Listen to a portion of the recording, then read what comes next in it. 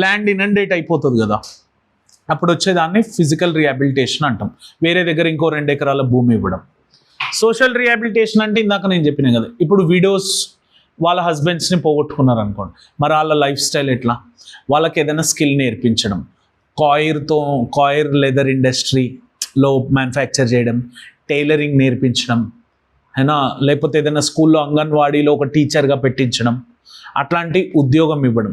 Old age పీపుల్కి old age హోమ్స్లో పునరావాసం కల్పించడం, ఈ పిల్లలకి అంగన్వాడీ స్కూల్స్లలో అడ్మిషన్స్ ఇప్పించడం, ఆర్ఫనేజెస్లో అడ్మిషన్స్ ఇప్పించడం, ఇవన్నీ కూడా సోషల్ రిహాబిలిటేషన్. అంటే వాళ్ళు బతకడానికి కావాల్సిన శక్తిని ఇవ్వడం సోషల్ రిహాబిలిటేషన్. సైకలాజికల్ రిహాబిలిటేషన్ అంటే people would be in trauma sir. చాలామంది డిజాస్టర్స్ తర్వాత they have in a shock sense or left out in the mental state of trauma.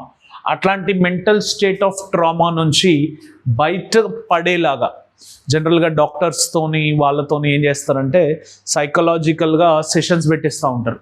వీళ్ళకి లైఫ్ మీద నేను బతకాలి అనే ఒక హోప్, ఒక ఆశను కలిగిస్తూ ఉంటారు. అది సైకలాజికల్ రీహాబిలిటేషన్.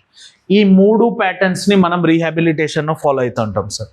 అండ్ మీరు ఇక్కడ ఎంత అయితే ఎఫెక్టివ్గా వర్క్ చేస్తారో దాన్ని బట్టి డిజాస్టర్ అంతా తగ్గుతుందని చెప్పినా కదా, ఇది కూడా చాలా ఇంపార్టెంట్ ఫేజ్ సార్. ఎందుకంటే ఇక్కడ మీ మీద ఎట్మోస్ట్ ప్రెషర్ ఉంటుంది సార్.